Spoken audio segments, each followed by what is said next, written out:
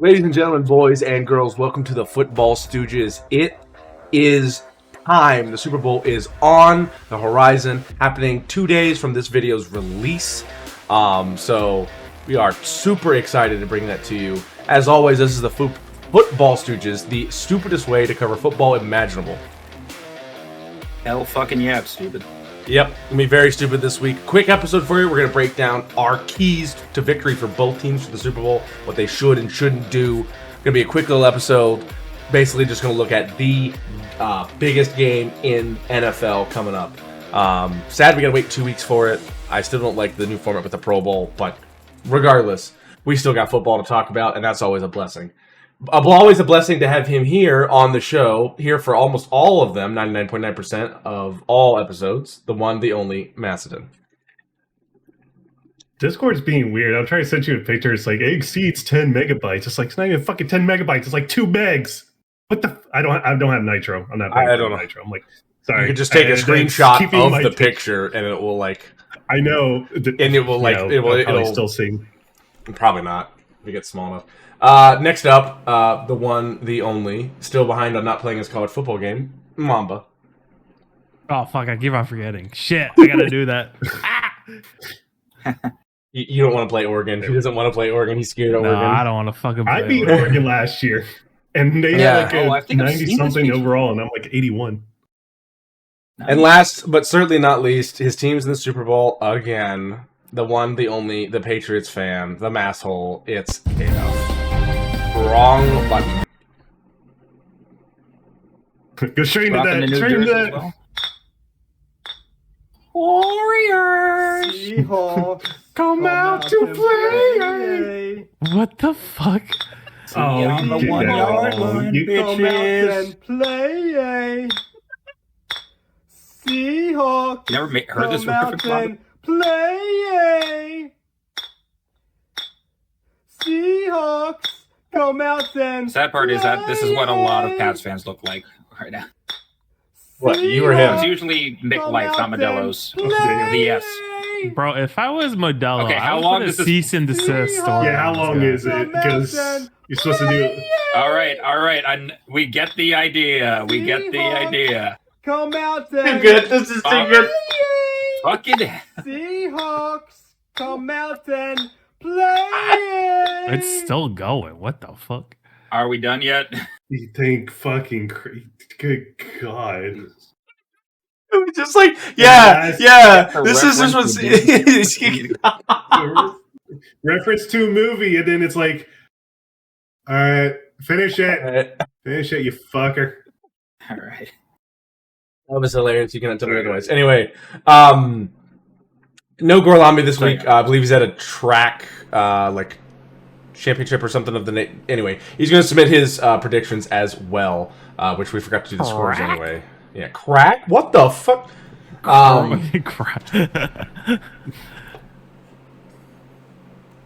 Yeah. So we'll have Mass and fill us in on the scores and everything to see if it's even possible for anyone to get to the top spot over somebody else. But anyway, let's set this as we always do with the crossover grid.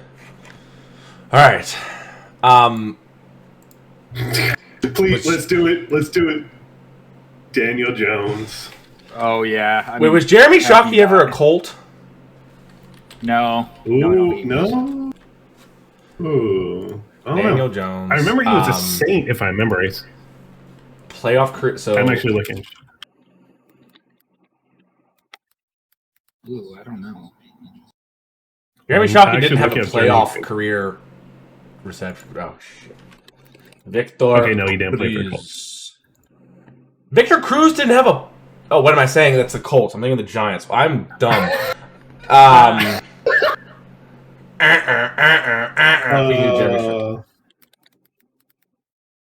Jerry Shockey win a Super Bowl? Yeah. Oh my god. Yeah, he won one. Oh my god. Why does he look like the? Was it with the Saints that he won one? Yeah. Why does he look like the guy from Scary Movie that's like, "Take my strong hand"?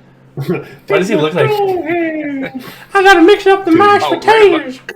Right above him for JPP. Buccaneers Giants. Yes. All 8.5 fingers of him. Yeah, I give that a 3 out of 5 fingers. Get the eight finger clap. Won the Super Bowl, had a receiving touchdown in a playoff career. Could be a ton of guys. Let's just get someone like Massa to name someone from your childhood. Oh,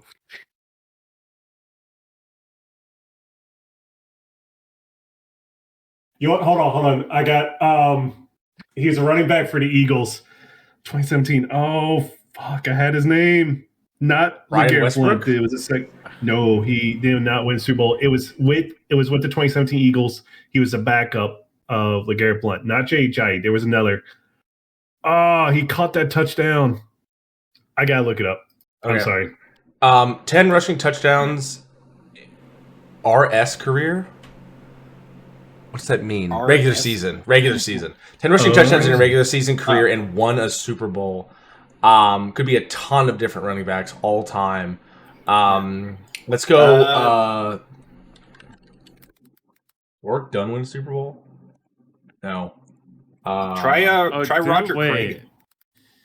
Wait, it's just 10 rush TDs. Wait, what does RS career? Oh, never mind. Regular season. Okay, I got the one Super. I got the one Super Bowl one. Is Corey Clement. CLEM. What? He caught that touchdown pass in the fucking Super Bowl. You fucking schmucks. That's rough. Fuck it. Alshon Jeffrey. Lynn Swan. Boom. Jeffrey's Receiving touchdown to play career. Obviously, Gronk could be here. Trying to think of something a little bit more. I don't want to say it, but it's the most obscure one I could think of. Antonio Brown. Does work. He had a touchdown in the 2020 Super Bowl. Yeah. Oh my god. 10 career rush touchdowns. That was a Buccaneer. Could be like a ton of different ones. Let's do the good old Mike Alstott. Sure. Alstott. Colts. Receiving touchdown in a playoff career and 10 rushing touchdowns in his career. We could do Jerian James. And then a receiving touchdown in the playoffs. Dallas Clark's up there. Marvin Harrison's up there. Reggie White's up there. I'm trying to think of a little bit more obscure, like maybe one of Peyton Manning's targets, or like let's go back to like maybe Unitas. I was thinking someone from Andrew Luck's era. Oh, we could do Percy Harvin, or no, who was the really good kick returner that had dreads, thinner, very quick. He was a great returner. He was a really good returner. Cordarrelle Patterson? No. He was a lot shorter than Patterson. T.Y. Hilton? Yes. T.Y. Hilton? Yeah, fuck. Damn it, T.Y. Hilton did. Oh. Not one touchdown in this playoff. I mean, well, that's with the Colts. Yeah, but they did go to playoffs once with Luck. Ooh, what about with Phillip Rivers? Oh, shoot, yeah, Michael Pittman with Phillip Rivers. Yeah. Yeah, that could work. Wait, they were in the playoffs? With Rivers, They yes. had one with Rivers, yeah, and there's that one year with Luck. Nope, not Michael Pittman. No. All right, Dallas Clark. We gotta go to Peyton's era. Yep, Dallas Clark. Yeah. Reggie Wayne, Jonathan Taylor, Saquon Reggie Barkley, Wayne. Yeah. I know Reggie Wayne. That was an easy one. All right, does this work anymore? Yeah, it does. Look at that. God, it does. Andre Rison, Brandon Stockley, Dallas Clark, Floyd Turner, Hakeem Dallas Clark for one? Pierre Garçon, Reggie Wayne, Garçon. Ricky Prohl, Roy Jefferson, and Stanley Morgan. So not a lot of people. Go to the fucking reception touchdown playoff career and then won Super Bowl because Corey Clement, 22-yard touchdown reception. I don't know if it lets us redo it. Oh damn. Yeah, I don't think it. I thought you'd be able to see the answers. Sorry. I just noticed that they do like WWE ones. Interesting. Okay, never mind. If it's gonna be too much problem, but like 22-yard fucking reception. I don't know if they count. If they don't count the Super Bowl as a playoff. So stupid. Okay, I mean, if it's too much. What? Evans never had a wait. Gronk did, yeah. Leonr.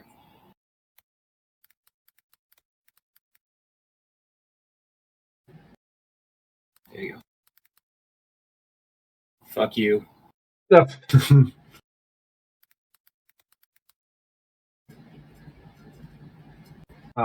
Fuck, what's his name? Guy we put or not? Just another one. There doesn't matter. Whoever 10 rushing touchdowns in his career and won a Super Bowl. Walter Payton. Yeah, Evan Smith. Oh, Evan Smith. Okay, so you wanted to see this one? Yeah, There's so many people here. probably. Yeah, Alshon Jeffrey, AJ Brown. Oh, Brett Selleck. I forgot about that. How many people are there's not a ton. Keep Pats in there. I forgot Selleck was on the 2017 Danny team, but he Amendola. did. Art Monk, Byron. It looks like they go by Aaron alphabetical order. Sproles, Dallas Goddard. Yep. Drew Pearson. So Dyer, I guess no Jared Corey Jones. Clement. Hines Ward, Jeremy Shockey there too. Jaron White, Julian Edelman. Wait, Kuhn, was that the Ravens? Must have been no. Kuhn was he won with Rodgers. He was the. Oh, okay. Yeah. Gorlami would crucify you for that one. I got you, Gorlami. Marquez Valdez Scantling. I've seen enough. All right. McCall Hardman. Straight into it. Yeah, I know. Sorry. All right. Let's see. We're starting out with we are 3 days away from the Super Bowl, so we finally got some actual injury reports. For the Patriots, questionables going into it. Leading off, the guy whose jersey I'm rocking, Drake May. He's been dealing with illness and shoulder injury. Should be good to go though. I contribute to him not being close to his wife and basically being on the road for 3 days. So she's not there to make sure he is 100% for the Super Bowl. Fix that. Make sure she flies out there and does what she needs to do, like whatever black magic that keeps him healthy. Other than that, offensive tackle Thayer Munford Jr. with a knee injury, defensive tackle Josh Farmer with a hamstring injury, and linebackers Robert Spillane and Harold Landry with ankle and knee injuries. As for Seahawks, there is just a little bit longer. Quarterback Sam Darnold still dealing with his oblique strain, but he should be good to go. Wide receiver Jake Bobo has a hand injury. Offensive tackle Charles Cross and Josh Jones with foot injuries. Safety Nick Emenwari with an ankle sprain and Julian Love with a shoulder injury. Tight end Eric Sauber with a hamstring issue. And linebackers Drake Thomas and Ernest Jones with shoulder and chest injuries. They also included both DeMarcus Lawrence and JSN on this, but it was for rest reasons or some NIR stuff. But these guys are basically just their X factor, so I just want to make sure they are 100% ready for the game. On to signings and re-signings. The only thing I've got for that is the Dolphins signing former Eagles wide receiver Terrence Marshall Jr. to a futures contract. We've got let's see. Miscellaneous news stuff. So something I said last week was that if Sam Darnold wins the Super Bowl, the Vikings are going to fire GM Kwesi Adolfo-Mensah. I was technically right and wrong at the same time. I was right that they fired him after 3 seasons. I was just wrong that they were going to wait until after the Super Bowl to do it because they did it the day after I said that. They fired him after 3 seasons with the team. According to owners Ziggy and Mark Wilf, team executive Robert Burzent, but something Polish, is going to lead the team's football operations through the NFL draft. So it sounds like they're either going to be promoting from within or planning to take the time with hiring an GM, considering the last one said, yeah, let Sam Darnold walk. J.J. McCarthy is definitely the future of this franchise that isn't going to be injured and suck the whole year. The only other well, this one's not really a firing. It's because he's stepping down. It's Eagles O-line coach Jeff Stoutland, who apparently shares the name of a Pokemon from Gen 5, announced he is stepping down after 13 seasons with the team. Yeah, sorry to Yeah. He made Mekhi Becton an all-pro, and people thought Mekhi Becton was a bust. Helped develop guys like Jason Kelsey, Lane Johnson, Jason Kelsey, Jordan Mailata. Yeah. So. Jason, I think Jason Peters was already there by the time he came in, if I remember right. Probably. Peters has been in the league for 20 years, 25? Almost 20 years, yeah. Yeah. So, let's see, 13 seasons. Might have been there for it. Who knows? Let's see, onto hirings, because fucking hell have there been a lot of them. First up to round out most of the staff for Mike McCarthy's new outfit in Pittsburgh. The Steelers are hiring former Raiders defensive coordinator Patrick Graham as they're in the same position. Former Dolphins special teams coordinator Danny Crossman in the new position. And the new offensive coordinator is former Vikings passing game coordinator Brian Angelicchio. And so the Ravens, they're hiring former Bears offensive coordinator Declan Doyle for the same position and are bringing back an old friend, former Dolphins defensive coordinator Anthony Weaver as their new DC. He was last with them as their D-line coach in 2023. For his replacement, the Dolphins have already taken a GM and a coach for the Packers. Why not take another one of their staffers and former linebackers coach Sean Duggan as their new DC? So the Broncos, they fired their offense coordinator last week. They've now promoted passing game coordinator Davis Webb to replace him. Webb was actually getting some head coaching offers actually for the work he's been doing with Denver, so they're going to be retaining him for a bit. Speaking of passing game coordinators, the Eagles have hired former Buccaneers offensive coordinator Josh Grizzard as their new one.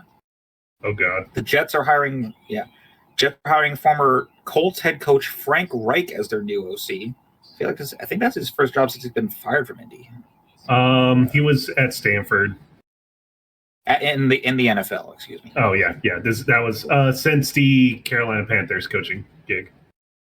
Yes. Oh wait, yeah, right. Did I say Colts? He was head coach. Yeah. Well, he was very short with the Panthers, so yeah. So short, I forgot he was actually there. Bills hired former Broncos assistant head coach Jim Leonard as their new DC. He was actually being targeted, I think, in early talks after they fired McDermott for the head coaching job, but I guess they got him in another role instead. Titans are bringing in yet another 49ers to help them coach out. They bring in 49ers assistant head coach Gus Bradley as a new offensive coordinator. And let's see, the Giants, they've hired former Chiefs offensive coordinator Matt Nagy as their new OC. They're fucked. The Browns, yes, they're fucked. Oh yeah, they're fucked. Yeah. I mean, the John Harbaugh thing was a great idea. Pairing up Matt Nagy, you probably just tanked it. Here's another one. And Todd Monken's bringing another Raven with him to coach in Cleveland. The Browns have hired former Ravens run game coordinator Travis Switzer as new OC. I actually looked it up. He's got no relation to Barry Switzer, but sounds like they're going for a heavily run-themed offense for going forward. Retaining, let's see, the Packers have officially signed all of head coach Matt LaFleur, general manager Brian Gutekunst, and director of football operations Russ Ball to multi-year extensions. The Rams have done the same for both Sean McVay and GM Les Snead. And let's see, actually, speaking of LaFleur, the Cardinals hired Matt LaFleur's brother, former Rams offensive coordinator Mike LaFleur, as their new head coach, which, considering the job he's done with the offense for the Rams, sounds like he's going to be a slam dunk hire to get them back in contention, right? Well, they hired former Jets offense coordinator Nathaniel Hackett as a new OC, so no. Oh. Yeah. People don't learn. They don't learn bringing in the hack that is Hackett is just a death sentence for a team. But yeah, so that's 9 out of 10 head coaching vacancies that have been filled. The Raiders are now the only team left to officially hire one, and that is only because they are heavily favoring a guy that a lot of people have been expecting to get a head coaching job. Current Seahawks offensive coordinator Clint Kubiak for the job. But they are going to wait until after the Super Bowl to make it so. So it sounds like they've already got him locked up. They just want to see how Sunday goes and it's basically, and win or lose, he's already done enough to say he's earned the job, apparently, in Las Vegas. So, is that speaking of the Seahawks? Actually, they're actually set to go up for sale after the Super Bowl. The team has been looking for a new buyer and has been run. Yeah. So the team has been apparently looking for a new buyer and has since been run under a trust for the family of late owner Paul Allen after he passed away in 2018. His daughter Jody has been kind of the figurehead of that trust. But they are looking to actually get a sale done relatively soon. The valuations for the team put it at an estimate of about $6.6 billion, but are expected to be hired as far as up to like $8 billion. So, which is about what we've kind of been seeing. Like the Broncos sold for like $5 billion and Commanders for $6 billion. So, with those sales recently taking place, the market value for teams, I guess, is just going like straight up for new buyers. It was kind of sad that the original owner passed away because he was really into the team. Like he was hands off when he needs to, and he was hands on when he needed to. He did not meddle. Yes, and from that's what basically landed them the Legion of Boom in the early 2010s, and got them to 2 Super Bowls then. So that's going to be probably the last bit of ties left to that era when the Allens sell the team. So that's going to be. So even if they win the Super Bowl, it's going to be a bit bittersweet for them in that regard. Yep. Speaking of sales, actually, ESPN has closed a deal to acquire the NFL Network and rights to Red Zone after government regulators approved the transaction earlier this week. Also, further on, let's see. According to a recent interview with Packers running back Josh Jacobs, his former teammate, ex-Raiders wide receiver Henry Ruggs III, is gearing up for an NFL comeback once he's released from prison. As we all know, Ruggs has been... Yeah, as we all know, he's been incarcerated and out of the league since the arrest for a deadly DUI crash in 2021 in Vegas that killed Tina Tinter and her dog. Ruggs has been extremely remorseful about the day, been working it out in prison for a possible tryout upon his release, which, if he doesn't make parole this year, his sentence ends in 2027, meaning he still would be getting out on the right side of 30. I guess it depends on how well he's been working out in prison, and if people are going to completely forget the fact that he killed someone. But, I mean, we've had murderers in the league before. Aaron Hernandez. I mean, he could actually. Speaking of that, he made a horrible mistake, but I mean, he could come back. He could be a changed person. Obviously, it's not the same degree. Michael Vick did some horrible things, right? And Andy Reid made him and helped him become not only a new football player but a new man. So obviously, like what he's done is horrendous and horrible, but he's going to do his time for it, and hopefully, he does right by it and becomes a better person out of the other end of it. Indeed. Let's see. Speaking of that year, actually, 2021, another thing happened that year that's also in the news recently. That would be when Raiders head coach Sean Gruden had to step down after that email leak in the Dan Snyder investigations. His attorney this week is apparently moving forward on seeking testimony from at least 4 NFL team owners and Roger Goodell over whether or not that the intentionally leaked emails were to make sure Gruden was painted in a bad light and get fired or step down. And which has resulted in his resignation and being blackballed from the league. Like, yeah, I mean, it was kind of dirty, but at the same time, you basically just got called out for being a racist at a time when being called out for a racist is definitely not something you want to happen to you on social media these days. But that's just me, though. Let's see. Another thing that you also apparently don't want coming out is if you're Giants minority owner Stephen Tisch. The league is looking into reports after he was named in a recent batch of Jeffrey Epstein files released by the DOJ this week. So unfortunately, it wasn't John Mara, as I'm thinking like a lot of Giants fans were hoping for, but there's still time. There's still a lot of files that haven't been released yet. On to international game stuff. The first ever NFL game Down Under in Australia is confirmed next season to be taking place in Melbourne and will be played between the Rams and 49ers. The first ever game in France will be played next season in Paris and will feature the Saints. Next year's Brazil game will be the first played in the capital city of Rio de Janeiro and will feature the Cowboys. And both Madrid, Spain, and Mexico City, Mexico are signing on to multi-year deals from at least 3 more international games each. So it looks like a lot more international market stuff is going on. The NFLPA has been focusing heavily on debating the continuity of seasons having 18 games. It was played with interim director David White quoted on saying players have no appetite for 18 games, which I would be surprised if any do. I mean, 60 games is already a grueling schedule enough, and then you add 2 more onto that, and people are going to be exhausted for that. And let's see. The NFL has also come out to say that while multiple federal agencies will have personnel on hand to assist local police with security at Super Bowl, they do not plan to see any ICE agents deployed, which that's definitely been a hot button issue as of late. And last but not least, we are recording this in the midst of the airing of the NFL Honors Ceremony. What I can report on are the guys that have been currently named winners.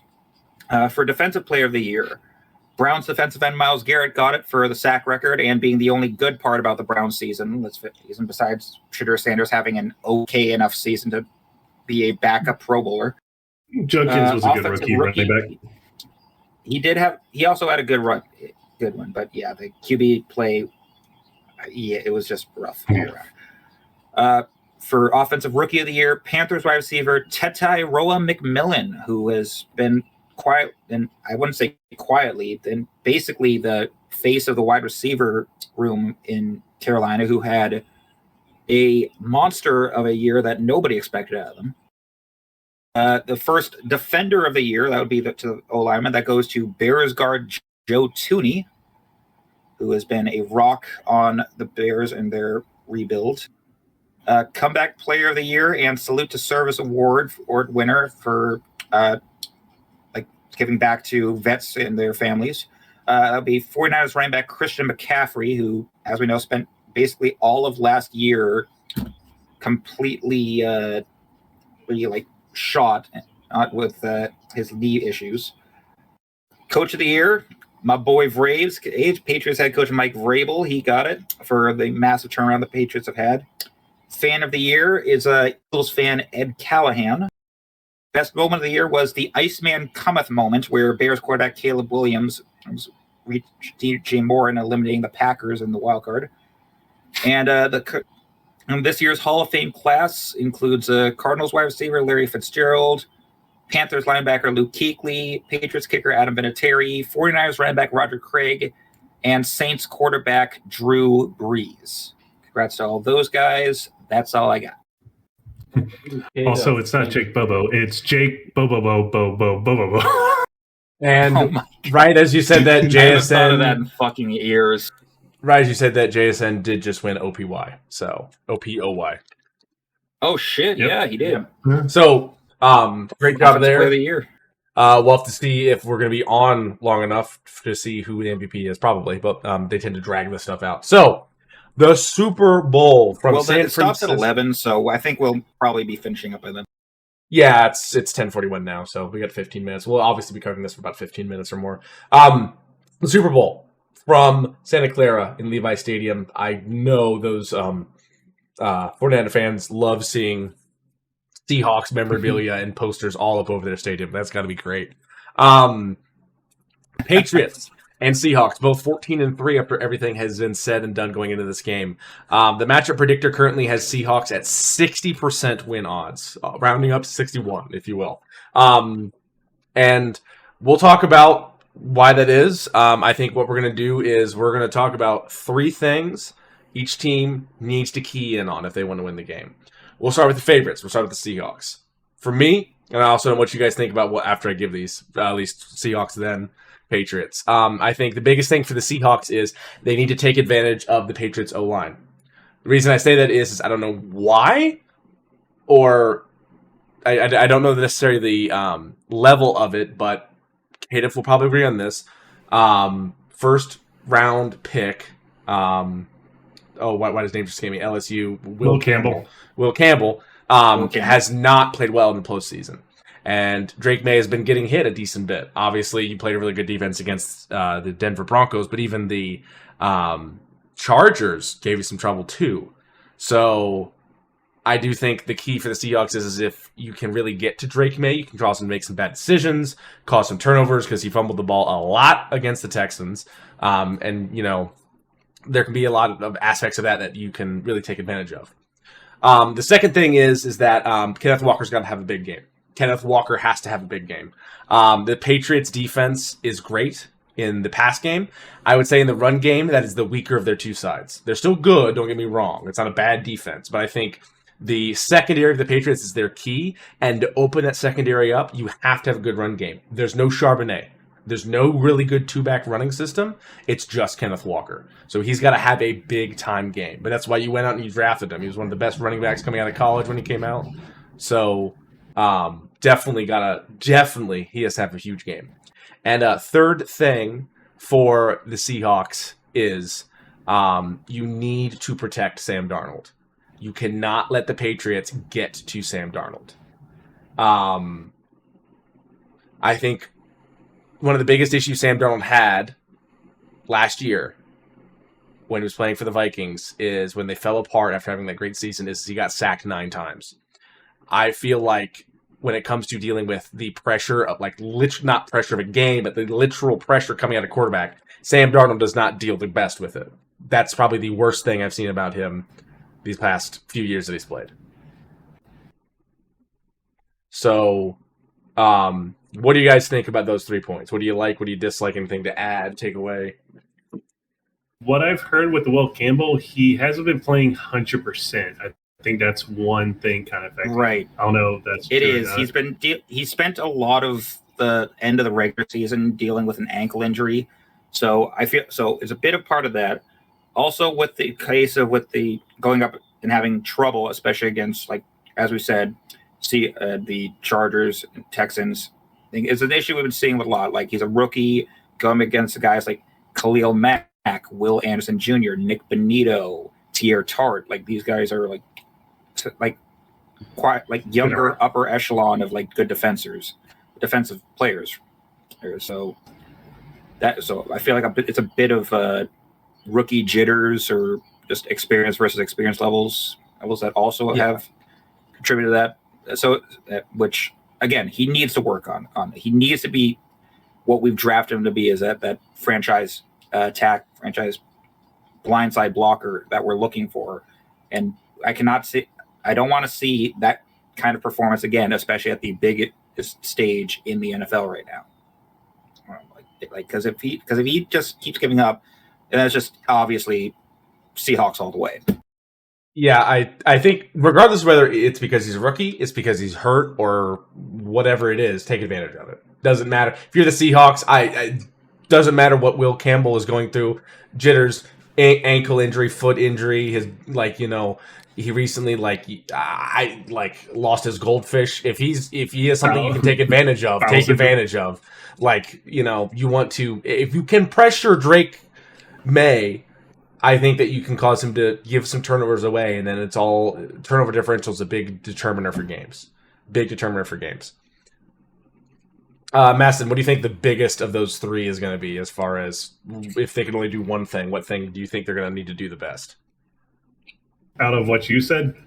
Out of what I said, what you think, what do you feel like is your biggest key?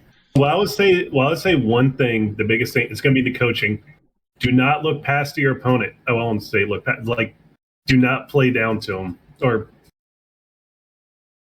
thing is, I was yes, the Patriots kind of had people going to say their strength of schedule was weak, and then who they face against in the playoffs. Yeah, don't underestimate your opponent.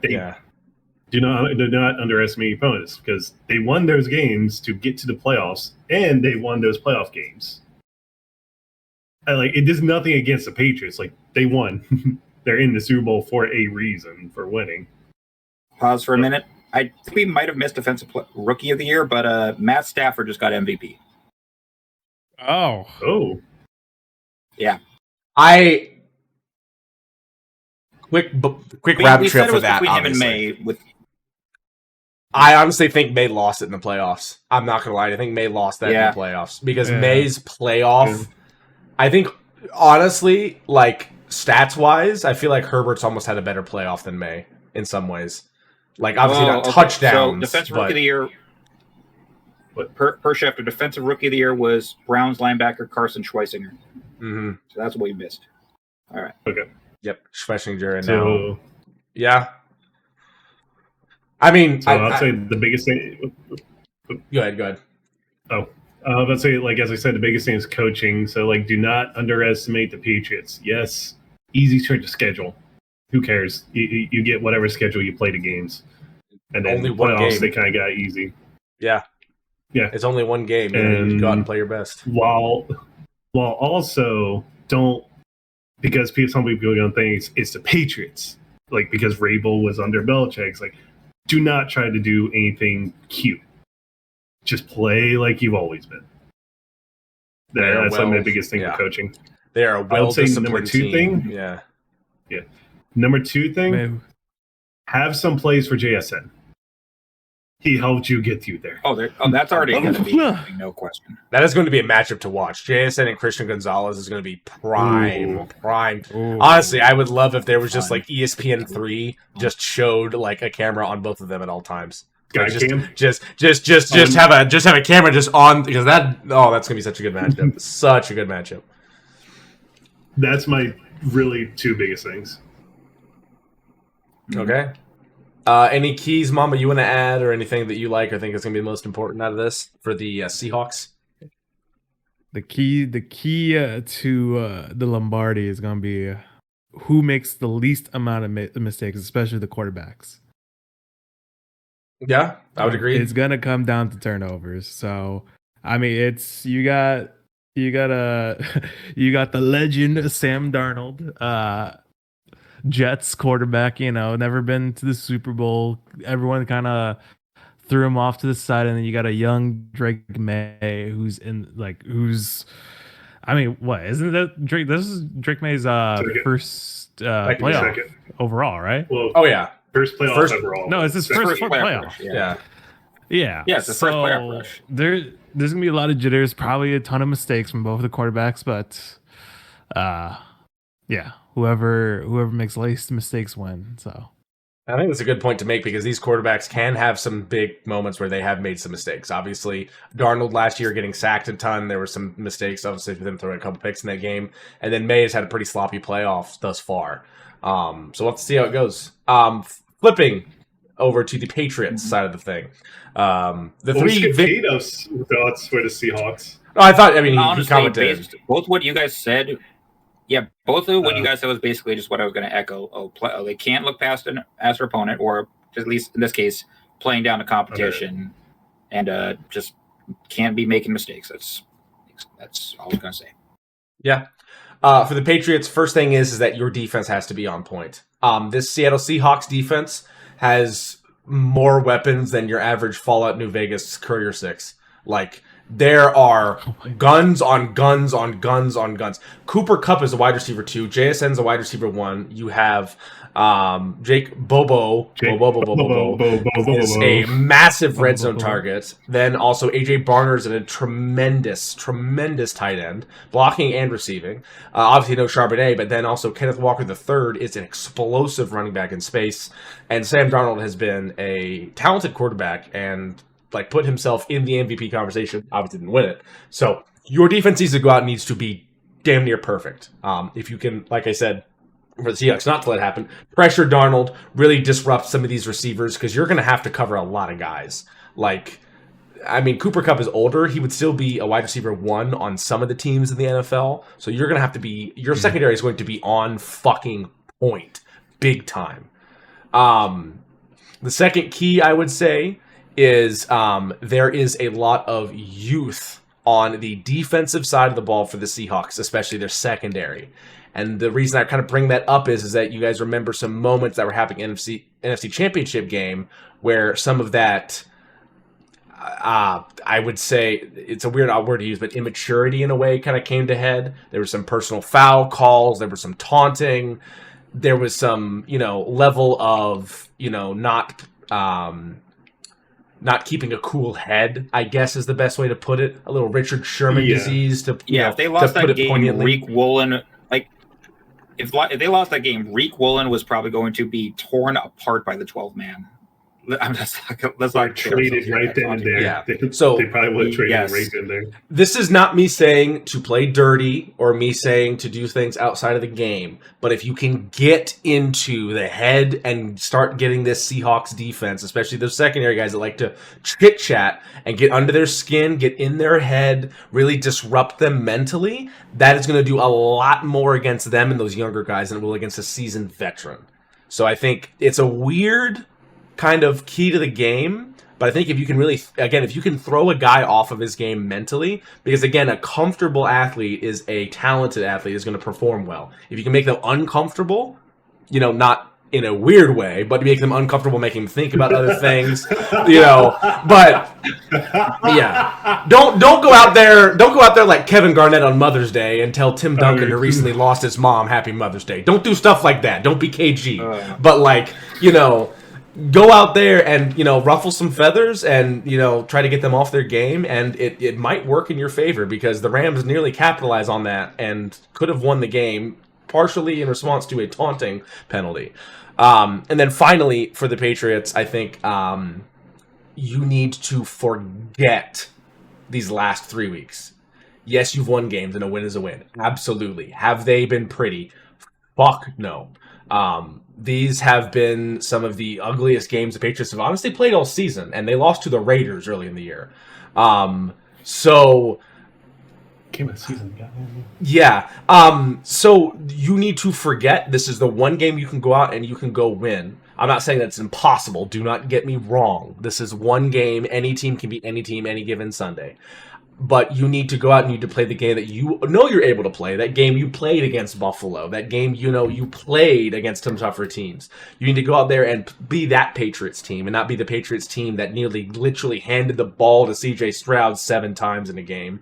Or the team that basically let the Chargers have a million opportunities to win the game. You need to be the Patriots that beat the Bills. If you're that team, you got every shot in the world to win this game. K-Duff, we'll go to you as the resident Patriots fan first. Your keys for your team, you think, to win this game?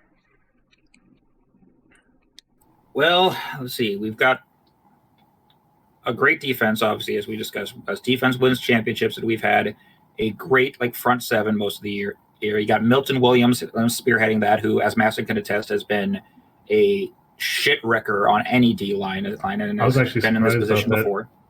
I was just surprised about that because he was like a third stringer on the Eagles. So it's like, and he has turned into a first stringer worth $100 million on this team. And has definitely been living up to that contract, which I'm happy to say. It was iffy when I found out that he was getting paid more than Brady made in his entire career in New England. And I'm not gonna lie, I'm happy it's been working out so far this year. So I'd like to see him, especially with what you mentioned, that we've been having issues stopping the run. I want him to be up front there, stopping K9 the second he tries to make contact with that D-line. I want to see that there. Linebacker core, it's been great, especially guys like Christian Ellis, Jelani Tavai. I knew I'd brought in Spillane Landry from the secondary guy, lockdown guys like Gonzo, Craig Woodson, Marcus Jones, Carlton Davis. They've all been contributing heavily. They need to be just as good, if not better, than that Seahawks secondary, which has been just about as locked down as us. As probably even better because you got guys on that Devon Witherspoon, Nickham and Warry, Tariq Woolen. Special teams, though, I'd love to see another Marcus Jones run back. That would be fantastic to see, especially in a Super Bowl. Also, just because Rashid Shaheed can do it doesn't mean you can't do it better. That's what I want to hear. And then just as we've talked about playing down a competition with the Seahawks, play up to that adversity. Everyone's saying the Seahawks are better on paper. They're saying that our easy schedule is going to come back and bite us in the ass. That's that we should have been taken out weeks ago by guys like the Texans and Broncos. That use that and go on a surprise and shock the world by taking down what is currently the most dominant team in the NFL. I'm going to admit it. The Seahawks are the dominant team. Prove them wrong. Prove the Patriots that can have an underdog win here, which is weird to say when we talk about Patriots teams in the Super Bowl. Not going to lie there. Yeah, I don't remember the last time you guys said we were the underdogs, which is crazy. Their first, I do, but I was 5 years old going up against the greatest show on turf. Yeah, that's the only time. You remember that well, Yeah. Macedon? That was what? Middle school? Did I nail it? No way I nailed it. Oh, no. That was 2001? It would have been 2001, yes. Elementary school. Almost middle school. Okay. Sixth grade? Sixth grade? No, it's like fourth. That was kind of the ballpark. Yeah, 'cause you're- I was kind of the Because I ballpark. would have been in first grade then, actually. Yeah, that was The fourth. first Super Bowl I remember talking about with some of my classmates when I was young was the Super Bowl between Donovan McNabb's Eagles and the Patriots. That's the first one I remember. That was 04. Ooh. That's was a good 04, one. if I remember right. 04, my goodness. That was a good year, too, because it was not just Super I Bowl was for us. 5. It's when the There's Red no Sox reversed the curse and beat When you did the reverse sweep against the Yankees? reverse sweep as the Yankees, then beat the Cardinals, yeah. After 86 years, That's finally right. breaking All right. Babe Ruth's curse. Mastodon and Yeah. Mamba, any other keys for the Patriots going into the Super Bowl? I would say for the Patriots. Don't fuck it up. No, I'm kidding. That's the one, yeah, don't fuck it up. Use what's working. Like fix up some stuff that needs working, but like you got there for a reason. And keep Yeah. on using what's working. Because of the easy schedule. though. Not it's not college football where ESPN just all of a sudden names a winner just because they get their dick sucked. But don't be scared. Like, don't be like, oh yeah, like overconfident, but don't be scared. I mean, Giants. Sorry, Kato. Giants did it to the Patriots in 07. They did not play scared. Like that's one of the things yeah. that team like if you're facing against like, oh yeah, this team's gonna definitely win. You play scared, they're definitely gonna win. Then another team wins. Don't play scared. Yeah, that's a good point to make, actually, because a lot of this team, like, it's not been like the faces you think are making like are being like the guys that are thing. Like Diggs is definitely wide receiver one. And I've been seeing like Demario Douglas, Ashawn Booty, Matt Collins making long ball catches on his team. Booty. Roger Stevenson's running back one. Trevion Henderson's been the more explosive of the two backs. Use him more. If he's given the ball. Yeah. Like everyone's thinking like Christian Barmore's going to be the main focus on the D line right now. Milton Williams is basically starting to take that slot. So that was fourth key of mine. Use what's working.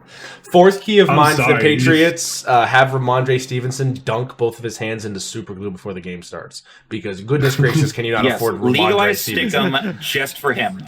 give him the exception for Stickum usage. Yeah, when you All said right. Milton Williams, I was like, oh.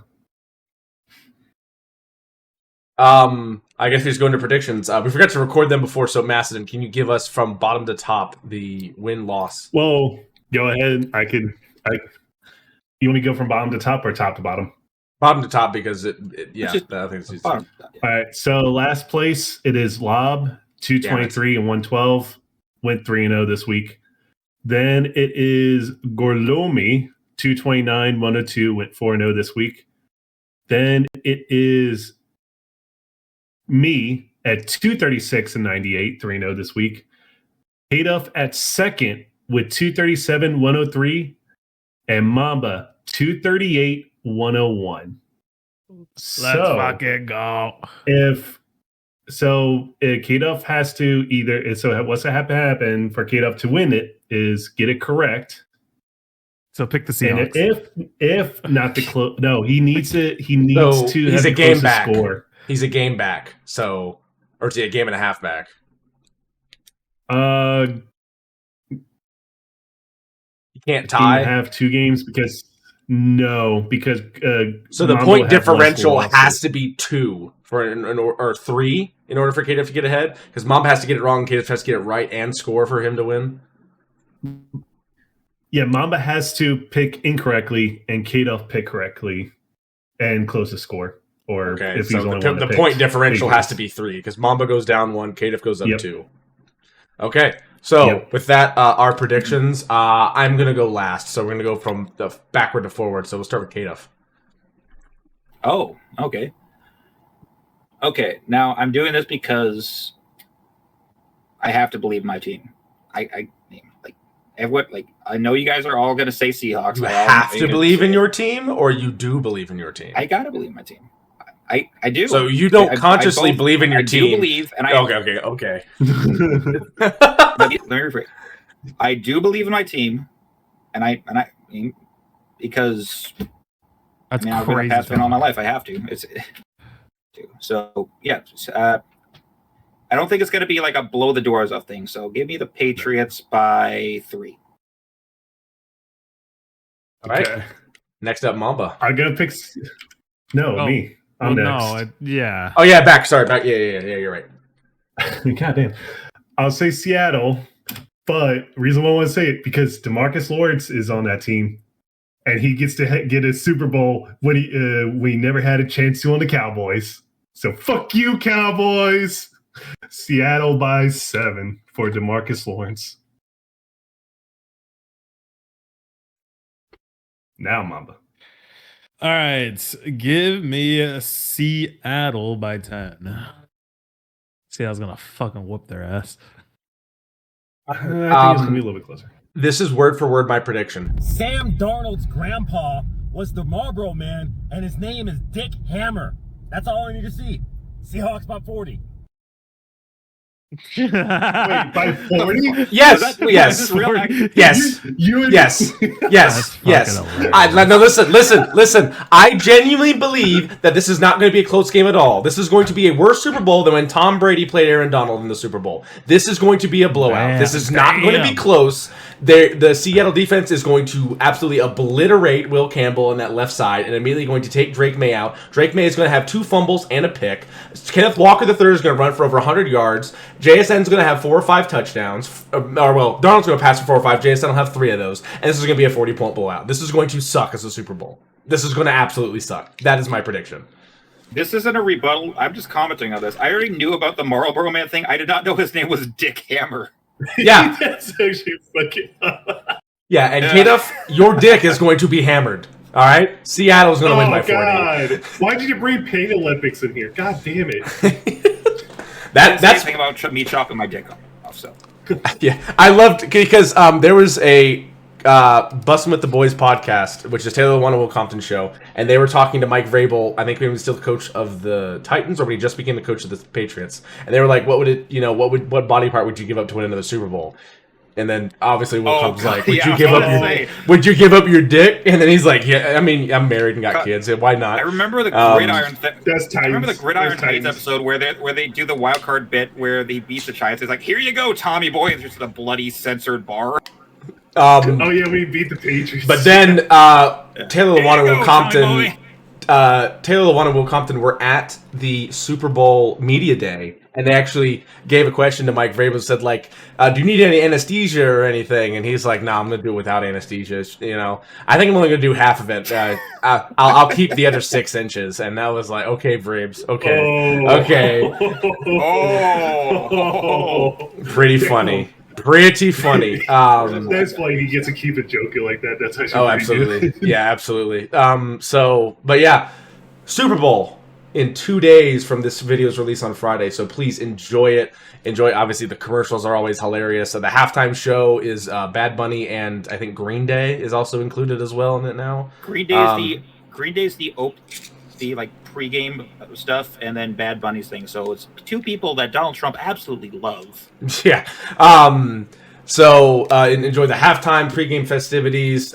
Have fun if you're watching it with or without friends and family. Me and my wife are going to make some of my aunt's famous buffalo chicken dip, so I'm super excited for that. It's always a fun time. It's basically a American tradition with Super Bowl and everything.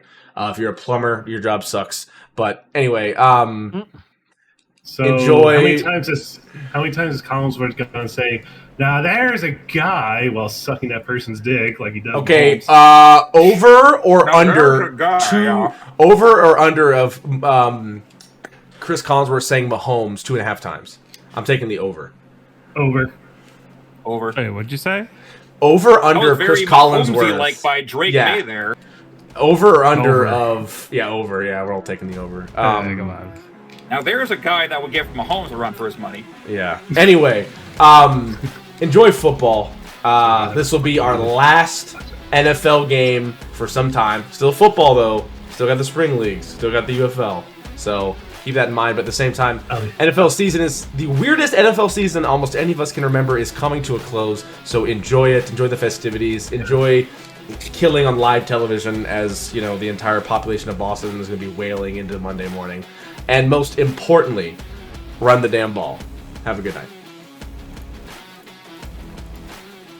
Go Pats!